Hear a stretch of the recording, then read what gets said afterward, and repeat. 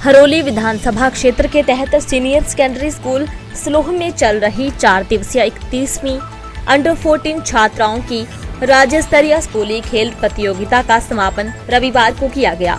इस मौके पर उप मुख्यमंत्री मुकेश अग्निहोत्री ने बतौर मुख्य अतिथि शिरकत करते हुए प्रतियोगिता की विजेता छात्राओं को पुरस्कारों से सम्मानित किया।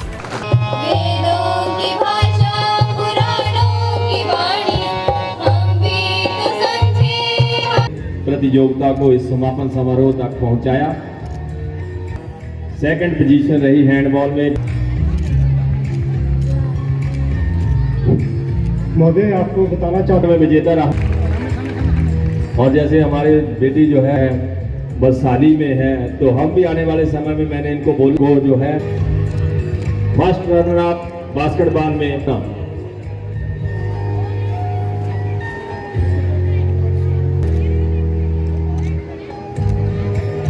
एक ट्रॉफी जरूर देंगे ताकि बच्चों में साफ सफाई और डिसिप्लिन में इन्होंने प्रथम स्थान प्राप्त किया। ताली बजाएं बच्चे जोर से। इससे पूर्व उप मुख्यमंत्री का ढोल नगाड़ों के बीच जोरदार स्वागत किया गया।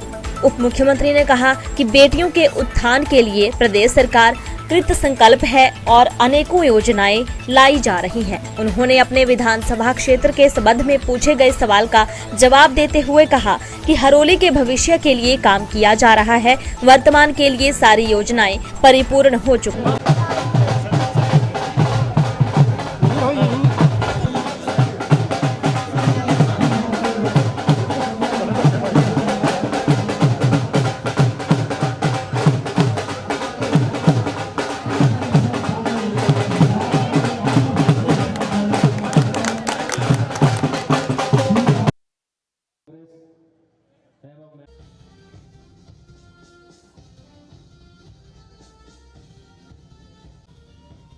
सलामी देते हुए जो हमारे 7 जिले जो हैं इस बार इन्होंने चलती हुई मुख्य अतिथि महोदय जी को सलामी देते हुए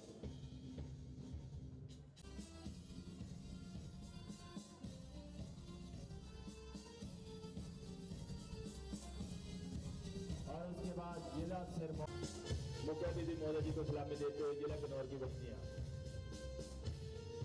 किन्नौर के बाद जिला कुल्लू,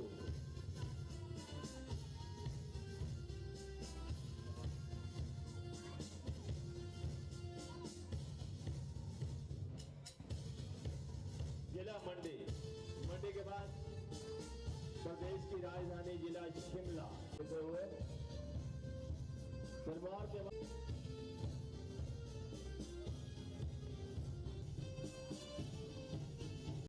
देखिए, आज एक क्लोजिंग सेरेमनी है टूर्नामेंट की और छात्राओं की, और उसमें हिस्सा लेने के लिए हम सब लोग आए हैं। और जहाँ तक आपको मालूम है कि सरकार हर तरह से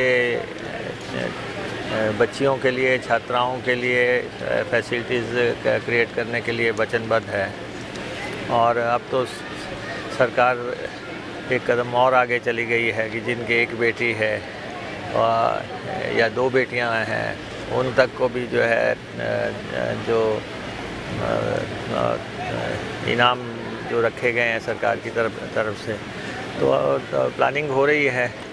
और हमारी यहाँ की बेटी ने, रितु नेगी ने, अपने एशियन गेम्स में जाके तहलका मचा दिया है और हम वहाँ पे जो है मेडल जीत के आ रहे हैं। तो आप देख रहे हैं कि इस देश में और ख़ास तौर पे हिमाचल प्रदेश में बेटियों की तरफ विशेष तवज्जो दी जा रही है और जो भी संभव होगा उसके लिए किया जाएगा। देखिए, ऐसा है कि हरोली हल्का उपलब्धियों के लिए माना जाता है और ये जो है एक मॉडल हल्का है और उसके लिए जो कुछ भी प्लानिंग्स हो रही हैं वो निर्णायक प्लानिंग्स हैं। अब जो काम हो रहा है वो प्रेजेंट जनरेशन के लिए नहीं हो रहा है। अब जो काम हो रहा है वो भविष्य की आने वाली हमारे जो बच्चे हैं उनके लिए काम हो रहा है। तो हमने इलेक्शन के दौरान वायदा किया था कि हम पंडोगा से त्यूड़ी पुल बनाएंगे और राजनेता वही है जिसके बात पे विश्वास किया जाए। और इसलिए जब हमने कहा था कि इस पुल को बनाएंगे तो कुछ लोगों की ये सोच थी कि ग्रामीण इलाके में कहाँ बना लेंगे। हालांकि हम हिमाचल प्रदेश का सबसे लंबा पुल हरोली से रामपुर जो है यहाँ बना चुके हैं। जो है लगभग 800 मीटर स्पैन का एक पुल पहले बन चुका है और अभी भी आप देख रहे हैं कि उसको टूरिज़्म की दृष्टि से विकसित करने का प्रयास हो रहा है।